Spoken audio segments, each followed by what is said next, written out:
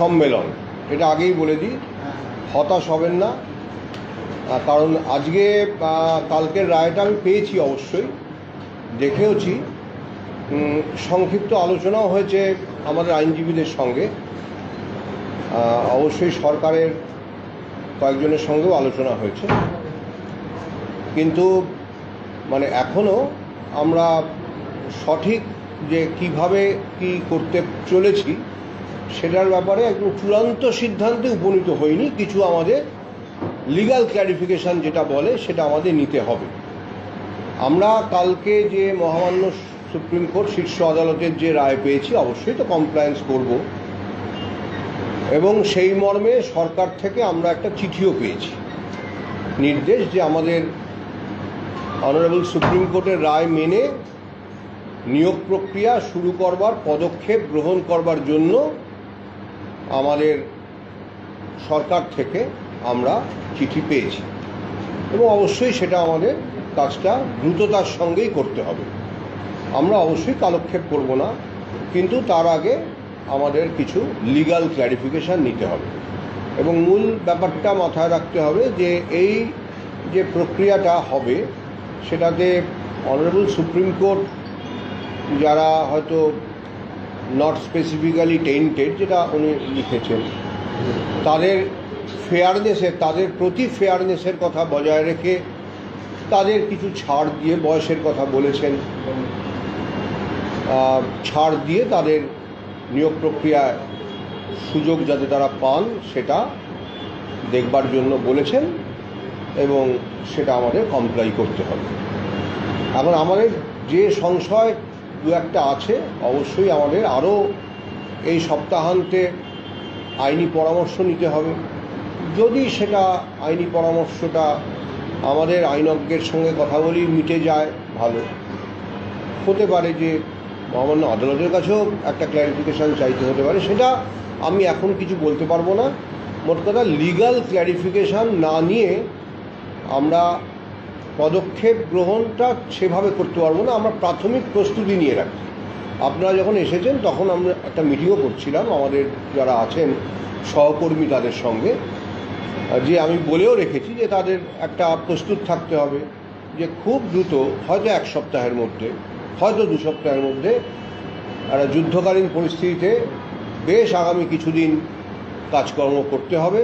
মোটামুটি কী ধরনের কাজ করতে হবে যে কোনো নিয়োগ প্রক্রিয়াতে, সে মানে আইনটা যাই হোক না কেন, যে কোনো নিয়োগ প্রক্রিয়াতে কিছু কাজ করতে হয়, সেই রকম কাজ করতে হবে। তা এইটাই হচ্ছে আমার আজকের বার্তা, যে আমরা অনারেবল সুপ্রিম কোর্টের রায়টা পেয়েছি, অবশ্যই পেয়েছি, সবাই পেয়েছেন। আমরা সরকারের থেকে একটা চিঠি পেয়েছি, আমরা কমপ্লায়েন্সের দিকে অবশ্যই যাচ্ছি।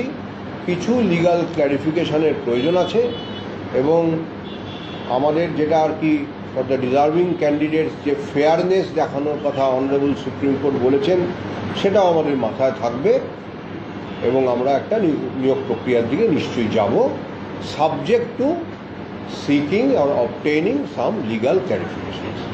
এইটা হচ্ছে আমার আজকের বক্তব্যের সারমর্ম। খুব বেশি প্রশ্নের হয়তো জবাব দিতে পারবো না, যা বললাম তার বাইরে, কারণ ওই ক্ল্যারিফিকেশান না পাওয়া অবধি কিছু বলাটা হয়তো ঠিক হবে না। তবুও যদি আপনাদের দু একটা কিছু বলবার থাকে বলুন, আমি সেটা বলেইছি যে খুব সংক্ষিপ্ত প্রেস কনফারেন্স। সংশয় ধরুন, এটা খুব স্বাভাবিক প্রশ্ন যে কারা অংশগ্রহণ করবেন, এটা কি সম্পূর্ণভাবে সবাই করবেন, নাকি এটা যে পুরনো যারা আছেন তাদের মধ্যে সীমাবদ্ধ থাকবে, এটা তো না, টেন্টেডরা তো হয়তো করতে পারবেন না, সবই জানবার ব্যাপার আছে। কারণ রায়ের যে বয়ান তা থেকে স্পষ্ট করে বারণ করে দেওয়া নেই, আবার কিছু ছাড়ের কথা আনটেন্টেডদের জন্য বলা আছে। সুতরাং এই সবই খুবই আমাদের কাছে এখনও পর্যন্ত একদম 100% স্পষ্ট নয়, আমরা সেগুলো জানতে চাইব। এটা মূল একটা সংশয় চাই।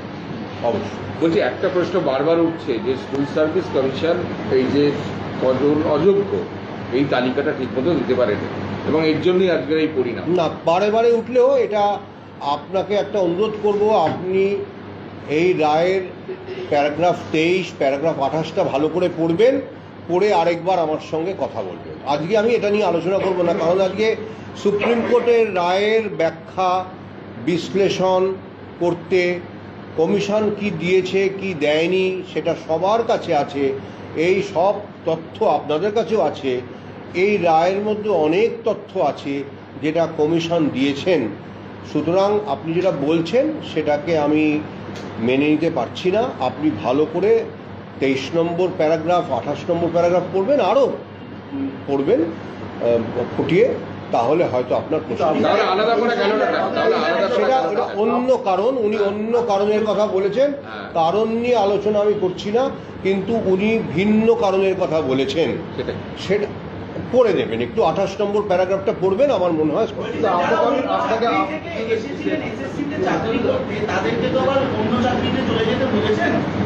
হ্যাঁ তাদের সুযোগ দিয়েছেন।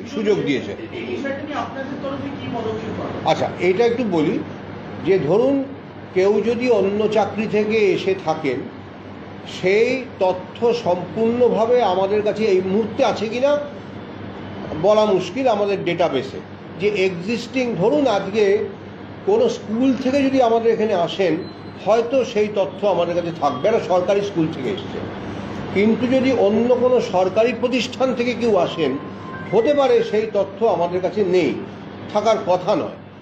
এটা যিনি প্রার্থী, যিনি চাকরিরত, আজকে তার চাকরি নেই, এটা তার পক্ষেই জানা সম্ভব যে আমি কোনো একটা সরকারি দপ্তর থেকে এখানে এসেছি।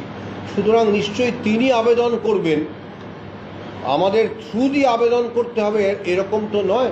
সুতরাং তিনি আবেদন করবেন, আমি এই রায়ের জন্য আমার স্কুল সার্ভিস কমিশনের এই চাকরিটা আমার আজকে নেই, আমি ফিরে যেতে চাই, মহামান্য শীর্ষ আদালতের এই রায়টা তার সমর্থনে আছে। তো সেটা দেখিয়ে ওই সংশ্লিষ্ট দপ্তরের কর্তব্য তাকে নিয়োগ করা, একটা সময় সীমাও বোধহয় আছে 3 মাস। 3 মাসের মধ্যে তিনি ফেরত যাবেন এবং প্রয়োজনে সুপার নিউমারি পোস্টও ক্রিয়েট করতে হতে পারে, এটাও রায়ের মধ্যে উল্লেখ করা।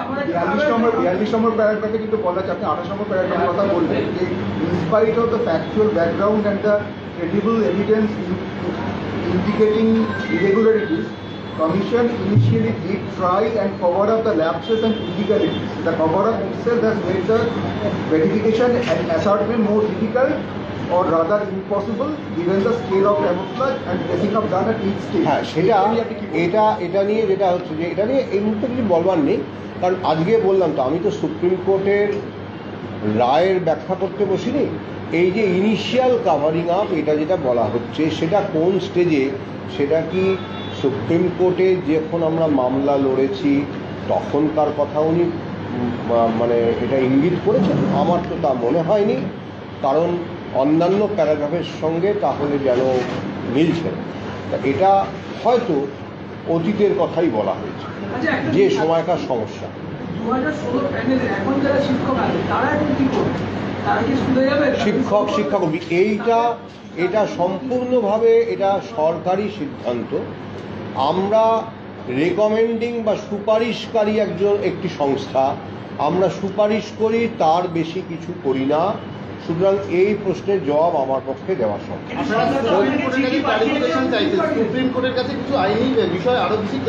না, সেইটা আমি বলিনি। আমি সেটা আমরা সিদ্ধান্ত এখনো নিইনি। আমি সেই সিদ্ধান্তটা আর এক্ষুনি বলতেও পারবো না, কারণ কালকে রায় হয়েছে। প্রাথমিকভাবে হয়তো সন্ধ্যাবেলা কিছু আইনজ্ঞদের সঙ্গে কথা হয়েছে। সামনে একটা উইকেন্ড, মানে সপ্তাহান্তের যে 2 দিন, সেই সময় আমরা বসবো ভালো করে, কারণ কালকে সবাই খুব আমরা ব্যস্ততার মধ্যে ছিলাম। একটা রায়, এরকম একটা রায় বেরিয়েছে। সুতরাং কি কি অপশনস আমাদের কাছে আছে সেগুলো আমরা বলতে পারবেন না। কতদিন সময় লাগবে নিয়োগ প্রক্রিয়াটাকে শেষ করতে আপনাদের? কারণ আপনারা তো দীর্ঘদিন ধরে নিয়োগ প্রক্রিয়া করছেন। একটা নিয়োগ প্রক্রিয়া মানে আমি একটা সেক্টর, তার পরীক্ষার্থীর সংখ্যা কত তার উপর নির্ভর করে। আজকে যদি আমি 4টে সেক্টর একসঙ্গে ধরি, আগের বারে 26 লক্ষ পরীক্ষার্থী ছিলেন, তার মধ্যে 22 লক্ষ মতন পরীক্ষায় বসেছিলেন, অর্থাৎ ওএমআর এর সংখ্যা কম বেশি 22 লক্ষ ছিল। আজকে আলাদা আলাদা করে যদি সেক্টর ধরি 9, 10 এবং 11, 12 শিক্ষকের যে ক্ষেত্রটা তাতে 3 লাখের মতন ছিল, আর যদি 3 লাখের একটু হয়তো সামান্য কম, আর যদি আমি গ্রুপ সি গ্রুপ ডি দেখি সেটা 18 লাখের বেশি ছিল, যে কারণে বললাম 22 লাখের মতন। 3 আর 18 21 হয়, আর কিছু হাজার হাজার করে সব জায়গায় হয়তো আছে, সেজন্য ওটা 22 লাখের কাছাকাছি। তা 11 ওই যে বললাম 11, 12 9 লাখ মিলে 2,90,000 পরীক্ষা দিয়েছিলেন। হ্যাঁ, এবং আবেদন অবশ্যই তার থেকে বেশি করেছিলেন, দুটো মিলে। 9, 10-এ 1,41,000, 11, 12-এ 1,50,000, আর গ্রুপ সি গ্রুপ ডিতে 18 লাখের থেকে কিছুটা বেশি, হাজারগুলি আমার মনে নেই, হাজারের সংখ্যাটাই বলতে পারলাম না। তা সব মিলে 22 লক্ষর কাছাকাছি। তা 22 লক্ষের একসঙ্গে নিয়োগ প্রক্রিয়া চালাতে যা সময় লাগে, স্বাভাবিক সেটা বহুগুণ যদি আমি শুধু 1.5 লাখ, শুধু 3 লাখের নিয়োগ প্রক্রিয়া চালাই। সুতরাং কত প্রার্থী, একটা সেক্টর বা দুটো সেক্টর চালাচ্ছি না একসঙ্গে 4টে সেক্টর চালাচ্ছি, এই সবের ওপর নির্ভর করে নিয়োগ প্রক্রিয়া কতদিন চলবে। যদি আমি না 3 মাসের কথাটা রায় উল্লেখ নেই, 3 মাসে কখনোই সেটা সম্ভব নয়, রায়ে সেটা যথার্থভাবেই উল্লেখ নেই। 3 মাসের কথা সেটাই তো আপলোড করা হয়েছে, সেটা 3 মাসটা এখানে বলেনি।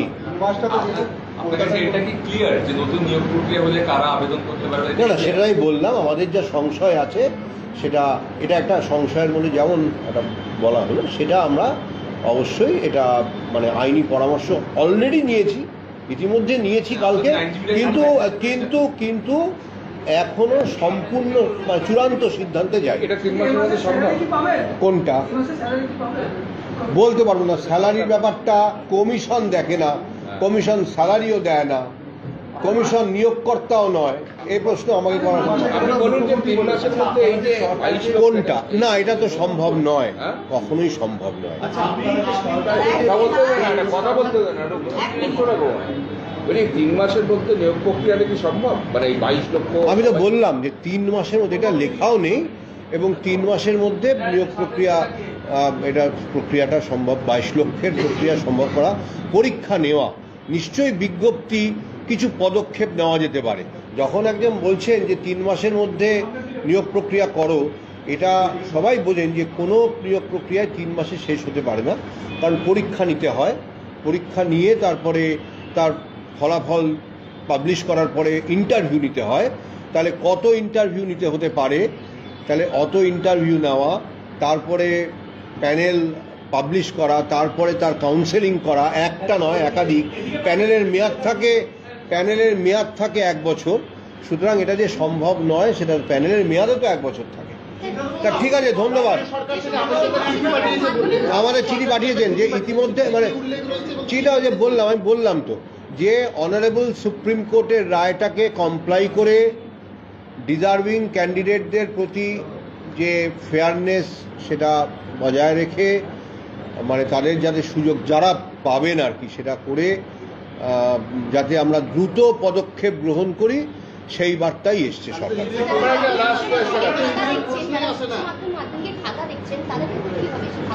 না, উইদাউট প্রেজুডিস থাকে, আমি বুঝতে পারলাম না, আমি বলতে পারবো না, এগুলো সার্ভিস কন্ডিশন, ওগুলো আমরা বলতে পারবো না। আমার একটা প্রশ্ন আছে, আচ্ছা ফাইনাল, আর একটা প্রশ্ন, এবার তুমি অনেকগুলো করেছো। আপনি কি কনফিডেন্ট যে এসএসসি যোগ্য এবং অযোগ্যের তালিকা জমা করেছিল কোর্টে, এবং এটা নিয়ে আমি বলবো না, কারণ অলরেডি একটা রায় আমাদের হাতে আছে। এসএসসি কি বলেছিল অযোগ্য কারা? মানে আপনারা পড়ে নেবেন, এই কলকাতা হাইকোর্টের থেকে, মানে ডিভিশন বেঞ্চ থেকে 18ই ডিসেম্বর 2023, 20শে ডিসেম্বর 2023, 5ই জানুয়ারি 2023 এবং সুপ্রিম কোর্টের প্রত্যেকটা এভিডেভিট আপনারা, এবং ফাইনাল নোটস অফ আর্গুমেন্ট সহ আপনারা পড়বেন। না পড়ে বা না হোমওয়ার্ক করে এই প্রশ্নগুলো আজকে করবার আর কোনো মানে নেই। তাতে আমি সন্তুষ্ট করতে পারিনি, সেটা অন্য প্রশ্ন। লাস্ট প্রশ্ন হচ্ছে যে আপনার কি মনে হয় যে এই যোগ্য অযোগ্য যে পৃথকীকরণ করা সম্ভব হলো না, এর জন্য দায় কার? এটা আমি বলতে পারবো এটা না, আমি এইটার কোনো না, আমি এটার কোনো জবাবই দেব না। এটা অনারেবল সুপ্রিম কোর্টের 28 নম্বর প্যারাগ্রাফটা পড়বেন, উনি কেন কিভাবে দায় চাপিয়েছেন বা কি কারণের উল্লেখ করেছেন অনারেবল সুপ্রিম কোর্ট সেটা স্পষ্টভাবে উল্লেখ করেছেন। এটা পড়বেন, একই প্রশ্ন ঘুরিয়ে ফিরিয়ে করলে লাভ হয় না। Thank you.